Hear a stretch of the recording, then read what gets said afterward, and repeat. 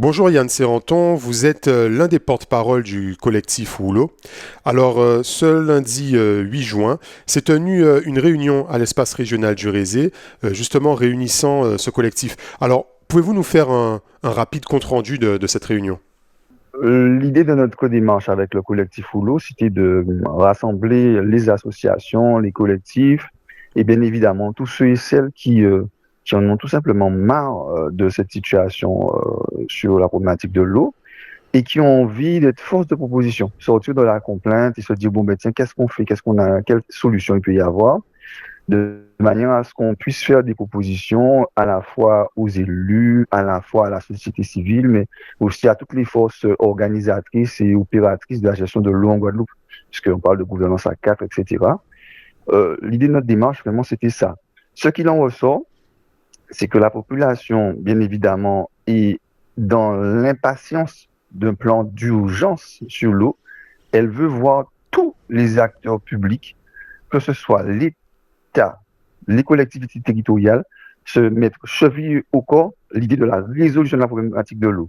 Aujourd'hui, ils n'ont pas grand-chose à faire d'autres sujets politiques qui peuvent intéresser, c'est résoudre le problème de l'eau. Et ils nous ont fait des propositions très concrètes, hein, parmi lesquelles eh bien, certains disent qu'il faut aider à l'acquisition de citernes ou alors tout simplement avoir un tarif plancher pour les bouteilles d'eau. Pourquoi pas que cet ensemble puisse pouvoir mieux organiser cela.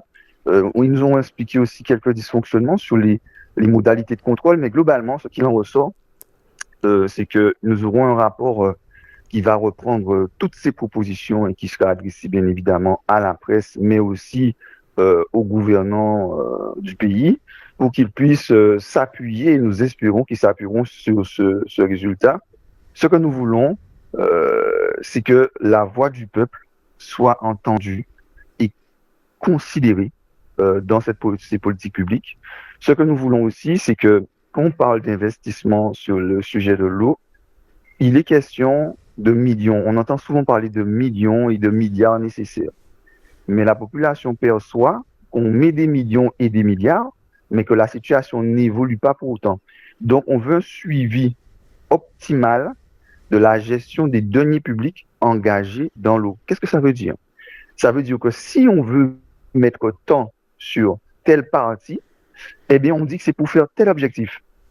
Et quand on a mis temps pour faire telle chose, donc pour faire les canalisations, réparer les fuites, etc., on vérifie que tout ça a été fait et on donne des chiffres pour montrer que l'argent qu'on investit, puisque c'est quand même notre argent, des usagers et des contribuables, pour dire voilà ce que ça produit comme effet. Il n'est plus question, parce que sinon on a cette sensation, et c'est ce qui est relevé des échanges avec la population, c'est que ben on est dans un bateau qui navigue à vue, on ne sait pas trop, personne ne sait vraiment, est-ce qu'on a une cartographie, est-ce qu'on a un plan, est-ce qu'on sait où on va, on ne sait pas. Donc aujourd'hui, la population veut savoir, avoir un cap et être aux commandes aux côtés des décideurs. Donc votre collectif souhaite impliquer directement dans la gouvernance de l'eau en Guadeloupe la population. Donc est-ce que selon vous, lorsqu'on entend parler justement de la situation du SMGEAG, est-ce que cette structure est en droit de continuer vu que la mission n'est pas remplie? Aujourd'hui, nous n'avons pas apporté de jugement sur la gestion du SMGAG. En tout cas, moi, en tant que porte-parole un des porte-parole du collectif Rouleau, puisque je ne suis pas seul, c'est un ensemble de collectifs. Nos conclusions seront transmises bientôt et c'est ce rapport qui dira où nous en sommes.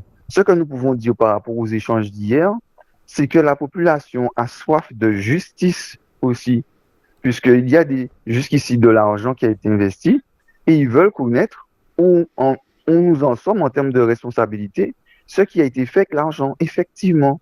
D'accord? Maintenant, est-ce qu'ils en sont à remettre en question la gouvernance? Comme je le dis, personne dans la salle ne s'est pris ni pour un ingénieur en eau, ni pour un constitutionnaliste, ni pour, que sais-je, pour dire qu'on a la solution miracle. Ce que la population dit, c'est qu'elle fixe un objectif. Elle dit, entendez-vous sur la façon que vous voulez gérer cette structure, choisissez ce que vous voulez, mais par contre, quand vous mettez de l'argent dans cette affaire, dites-nous pourquoi, faites le travail, vérifiez que le travail soit fait, et surtout, montrez-nous matériellement que ce que nous avons fait a porté des fruits. Parce qu'aujourd'hui, ce n'est pas du tout ce qu'on constate. Le 24 juin aura lieu un congrès de l'eau en Guadeloupe qui va réunir les différentes institutions. Est-ce que votre collectif sera présent? Est-ce que vous avez été invité? Et puis surtout, quel message allez-vous faire passer? Alors, nous avons été invités déjà à un premier échange par le président du congrès, M. Guy Losbar, qui nous a reçus le 4 juin dernier à la résidence départementale, où nous avons justement commencé à brosser un peu le tableau du point de vue des usagers. Ce dernier nous a proposé qu'une délégation en tout cas des associations qui sont sur ce dispositif, on est plus de 70 associations, hein, participent au congrès, donc il nous a offert quelques places. Là, nous sommes encore en train de négocier avec lui pour savoir combien d'entre nous pourront s'exprimer au cours du congrès. Il est clair que si on fait un congrès sur l'eau, pour beaucoup d'entre nous, hein, on se dit que la population se dit que de toute façon, pendant ce congrès, personne n'aura de pelle, personne n'aura de tractopelle, personne n'aura d'eau à distribuer. Donc, il y a des gens qui pensent qu'il ne va rien sortir du congrès.